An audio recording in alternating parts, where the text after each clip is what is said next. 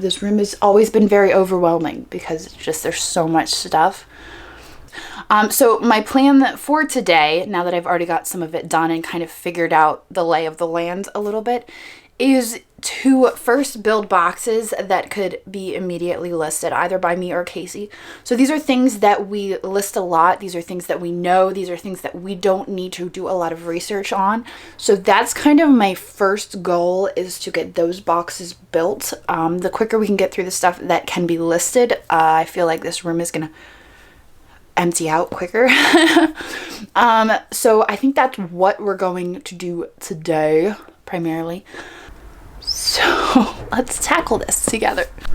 All right, so I'm just gonna chill here on the floor because got all these boxes surrounding me and there's really no reason to be standing up and tripping over stuff. So I'm gonna go through these boxes in my immediate vicinity and then we'll go from there. So this box right in front of me, I just pulled out this, I believe it could be a watercolor. And I remember buying this from the Goodwill, and it was a covered bridge, and I thought it was just neat, so I decided to grab it. But that's something that could be listed. It's actually signed Davis Gray. And I think this was like a $20 to $30 piece. Now to ship this, we would probably take it out of the frame and the glass just because it's easier to ship that way. So, I'm gonna let Andrew do that. I'm gonna put a pile of things for Andrew to take out of the frame right over here with this cruel embroidery. Ooh, what is this? Oh, it's a shot glass. I don't know why we have this. It's obviously not vintage. It's just a shot glass. I don't even drink liquor, so I'm gonna set that right there. Let me give it to Walter. He's turning 21 soon. Walter, here is your birthday gift. I give you a shot glass that I found in my hoard. We've got a spoon rest. I actually remember buying this. I remember buying most of this stuff, to be honest. Just a little teddy bear spoon rest. It's pretty cute. I remember it was weird because it had this giant glob of red on its face. I don't know if it's going to focus for you guys. Focus for them, please. It's got this glob of red on. It's like it's almost this red tear, like it's bleeding blood, like it's a vampire. You know, so I was like, I don't know if I can list that, but I'm going to list it because otherwise sitting around doing nothing.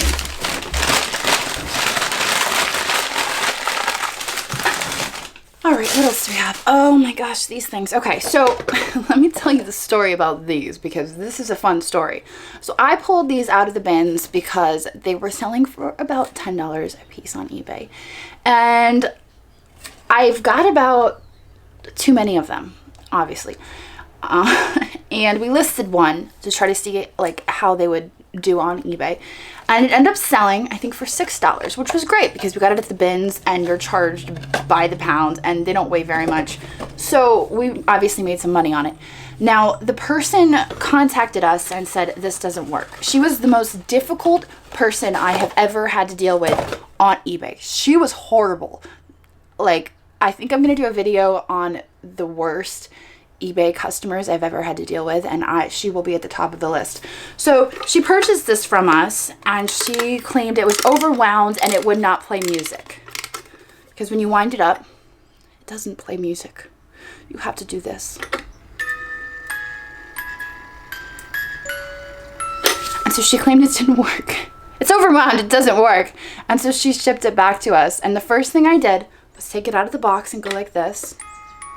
It started playing music, but her claim was that it didn't work, and it was like, do I really want to put myself through any more of these? And so that's why I have a giant box of them, because I can't bring myself to do it anymore.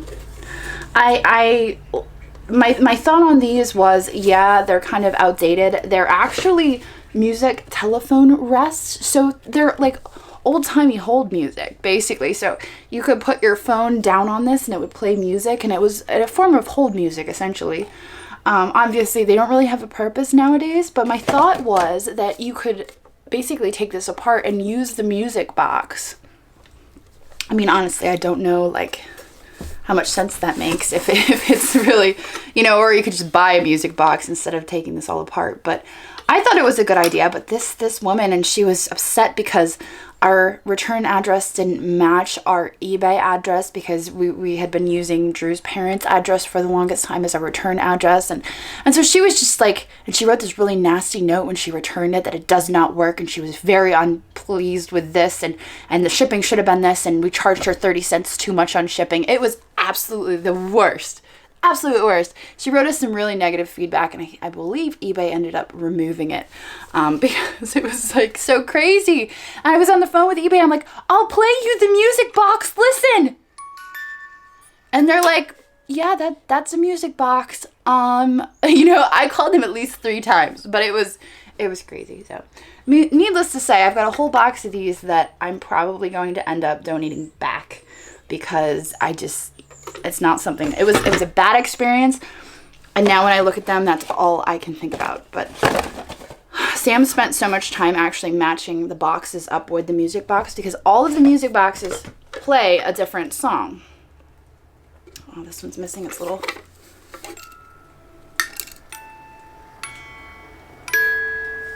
I don't know which one that is.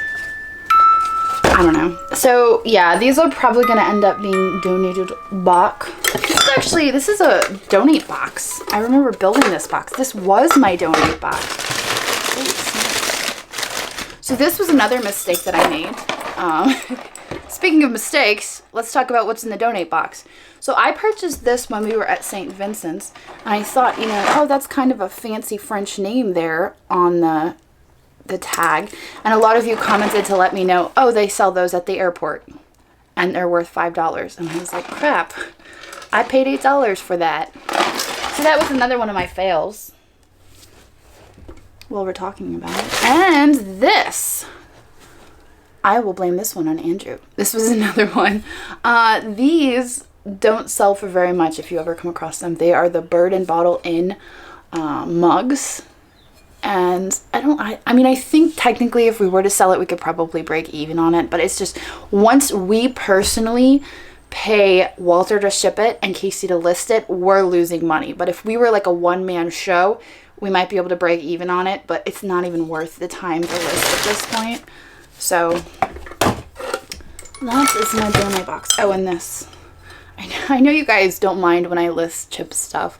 But I feel bad listing chipped stuff. I don't really like listing chipped stuff. On occasion, I will make an exception if it's a rare piece or something that I don't come across very often, but Italian planters like that are pretty common, and so that's why I decided to just throw that into, gently set it into the donate box. But yeah, so that's my donate box that I forgot that I had built already. So that's one box out of the way. So we've also got all these mini steins. These were kind of weird because the first time we sold mini steins, I was amazed by how well they did. And so I thought to myself, you know what? I'm going to have Casey list more mini steins. And so we paid her per listing to list all of these mini steins. And the second round of mini steins, like, multiples didn't sell, and the ones that did sell didn't sell for very much, and it was just a wreck. So I was like, okay, the first round was great, the second round not so much, and now we're left with all these little mini steins, and I'm not really sure what to do with the remainders. So my thought is I'm probably going to list the remaining mini steins as a lot. These would be perfect to just sit in a shop, probably, and be sold off one by one at a shop. Could probably sell them for like $4 bucks a piece. Oh, the snow globes. Every so often, Eric will throw in a wild card. You know, we talk about having wild cards from time to time, something that we're not typically accustomed to selling that we will attempt to sell to see how it does. So the mini steins were a wild card to see how we could do with them. These are another example of a wild card where we decided, you know what, let's try some souvenir snow globes and see how they do. We had a few that sold pretty well. They were a little bit more involved. They had calendars and a clock, but these ones didn't really sell at all. And so, I mean, that one is pretty cool. That one's got like it's Washington, D.C. It's got the real cool rainbow in the background. I think it's neat, but yeah, they didn't sell. So this would be something that goes back to Eric.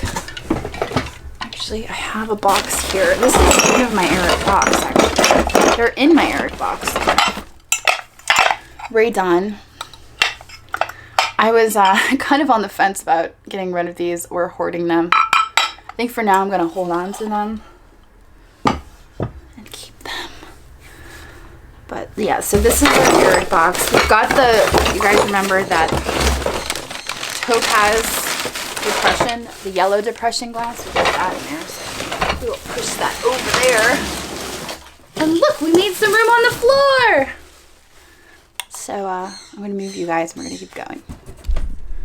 Okay, so I've got one box built and we are working on box number 2. I bought those a really super long time ago. I don't even remember if I was doing Crazy Lamp Lady at the time, but here they showed up in here, so why not? Lid to the box that I'm building right now.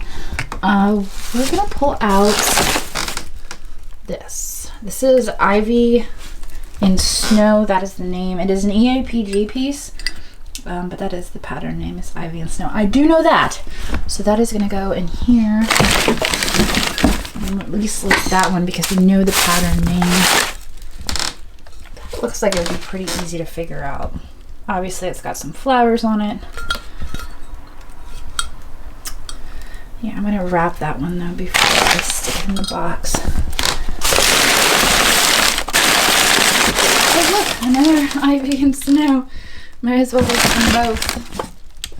And then we got this one, which I would call diamonds. I don't know. They have some more names for some of those, so I don't know what that one would be called. Oh, we almost lost our shot glass. It was trying to jump off. There we go.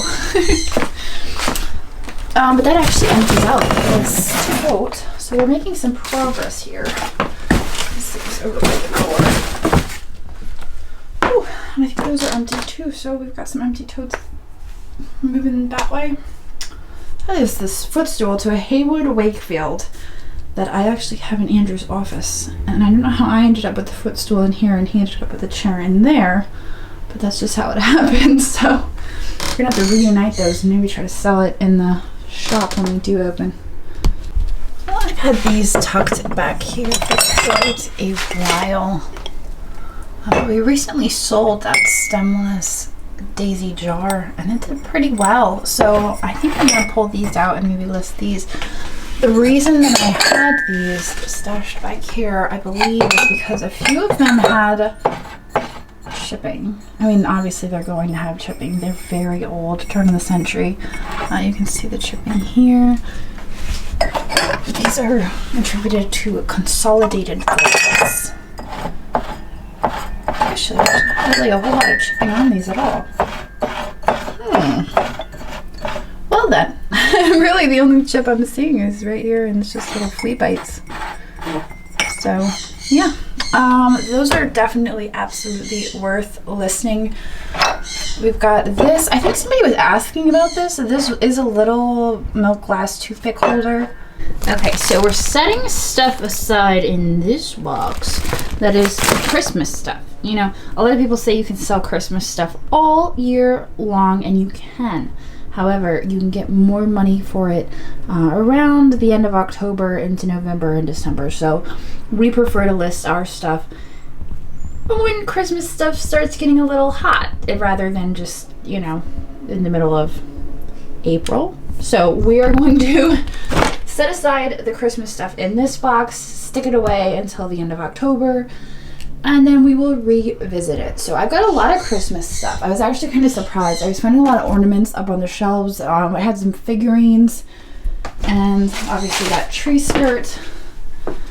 Oh, look, right there. There's my Christmas right there. See, this is fun. This is like a hide and seek game. That's left in, right? Yeah, left in. If I remember, there was a chip on this. Yeah, right on that bow, but it's still a nice piece. So we are going to put it away in the Christmas box. Well, I never could make out the mark on this piece, and so it never got listed, but I'm letting go of things, and so I'm putting it in the box to be listed. As well as this. I could have swore this got listed, but maybe it just never got paid for. I specifically remember listing this. But anyway, we're going to be putting this in the box as well. A vintage beaded purse. I'm basically just going through the shelves now and picking out stuff off of the shelves. I did just notice I've got all of these ornaments over here that can go in our Christmas box. Look at these. They're like little bells, I think. Hand painted bisque bells. I remember Drew getting those out of the bins. What else do we have over here? What is this? Restaurantware saucers. Humber Laughlin. I could have swore these sold. They must not have been paid for. There's a lot of stuff here that just never gets paid for, and it's such a shame. But that's the drawback to running auctions, is sometimes it doesn't get paid for. Here is a Canton plate, I believe it is, blue and white. I saw one of these listed the other day for like $125. I could not believe it. It's not worth that much. I don't believe it's worth that much at all. I think it's maybe worth like 10 to 15. But I think it's an export piece. It was intended for export. It's not marked though. I don't know. Anyway, I'm going to add that to our pile. It's a little different than the ones we had the last time, because the ones we had the last time were like circle dishes. This is more like a little oval plate. My air conditioner is seriously sick, but we're just gonna go with it. I don't even know if you guys can hear me over that thing, but I just pulled this out. It's got silver overlay on the handle and on the base. It's tarnished, of course, it usually is, but I thought this was a nice piece. The reason this didn't get listed is because it was so hard to picture, obviously because it's clear, and to get the detail of that etching. Even now on camera, it's really hard to get the detail of the etching. But it's just a gorgeous piece, more in person than I could ever try to capture. And it's gonna be a struggle getting it in there. But we're gonna manage it. Alright, so I've got a whole tote full of purses that I just picked up along the way. Never got listed. This one I like because of the flowers. I think it's good for spring. Kind of this distressed jean. And I really like the inside pattern. It is made in China, so it's not like anything special, but I just like the appeal of it. And this one, also more than likely made in China. But I like the weave and the floral pattern again. Ooh, it even has a tag in it. What does it say? Made in China, out of a corn husk. So, those are just two neat purses. I think they would be good for spring. So we will put those in the box that's going to be listed. Because they're pretty easy to list. Alright. Well, hey now, I just found this in Drew's office, which means it was likely never paid for. So that needs to be listed again. I'm kind of disappointed. I was really excited to see that sell, because that was one of those pieces that had that personal touch on the back, and I was like, oh my gosh. Someone else can appreciate it as much as I did when I bought it, but they didn't appreciate it enough to pay for it, so we're gonna add that to the pile. Alright, so here is a tricky one that we were never quite able to figure out. We thought that possibly it was part of an oil lamp, but we just never could figure this one out. So if you have any idea what this could be, let us know in the comments. Yeah, this one has always had me stumped. And I believe we showed you guys a long time ago, but we've gained a lot of viewers since then. So hopefully you guys can give me a hint. Let me know what this is. I would love to say oil lamp. I just didn't think there was enough lip on there to really catch anything, and it's not threaded, so I don't know. We are on box 3. I'm feeling pretty accomplished right now. Granted, the room is... It just doesn't seem to be getting any better. I don't know what's happening. But I feel like we are making progress. We're on box 3. Let's keep going. Yeah, it doesn't even really feel like I've made a dent at all. It's kind of discouraging. But we're going to keep going because eventually it's going to feel like we've made progress. I'm just waiting for that to happen. So let's keep going. Now this right here is a piece that I have had for a very, very long time. And I actually had it hanging at my old house And it ended up over here, of course.